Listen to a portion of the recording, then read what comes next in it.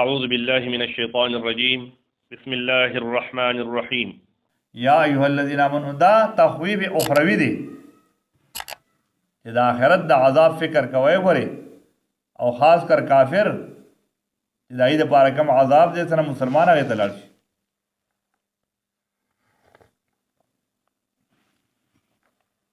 یا ایها الذین آمنوا اے د ایمان خواندانو لا تقربوا الصلاة منی زیږیږي تاسو مانځتا وانتم سکارا او په داسې حال کې چې تاسو په نشه کې شراب سکلی یا چرس وغیرہ سکلی اپویږي نه په داسې حال کې مونږ مه کوئ حتی تعلمو تر دې پورې چې تاسو پوه شئ تر دې پورې تاسو ښه شئ او پوه شئ ما تقولون هغه چې تاسو یې وایئ ولا جنوبن او نه جنابت کې مونځ ته به جنابت کې نه نږدې کېږي غاټه بې اودسي چې ورته وایي الا عابر سبیل ها مگر چې تیرودونکي د لارې مسافر دي هغوی ته اوبه نه دي معلومې نو به د هغوی څه وکړي تیمم دي وایي حتی تغتسلو تر دې پورې چې تاسو غسل وکئ چې غسل وکئ نو بس بیا به چې کوم دی څه کوئ بیا به خپل لمونځ کوئ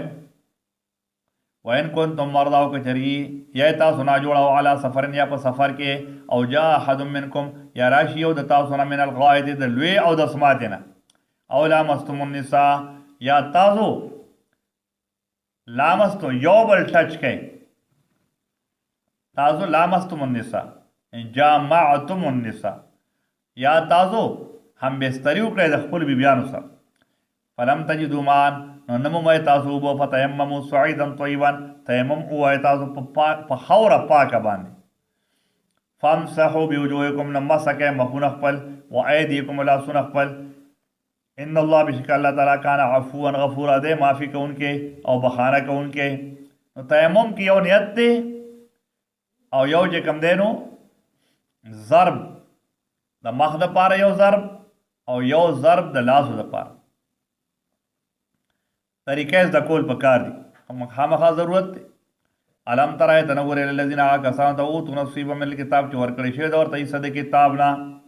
مراد تر یهود نصارا دي یشترون الضلاله چې دی اخلی گمراهی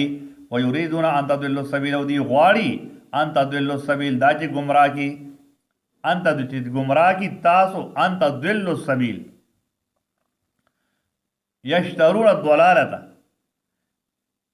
دی اخلی ورکی گمراهی و یریدون او دی غواړي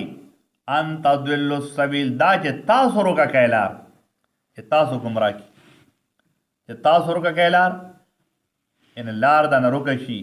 صحیح لار د نه روکه شي او په غلطه لار روان شي دی دا غواړي والله اعلم باعدائکم الله عالم د په دشمنانو استادو دا یهود نصارا تاسو دوستان نه دي تاسو دشمنان دي ځکه تاسو ته بېدیني ښیي کفر درته ښیي وکفا بالله ولیا کافی دی الله تعالی کارساز وکفا بالله نصیر او کافی دی الله تعالی امداد کوونکې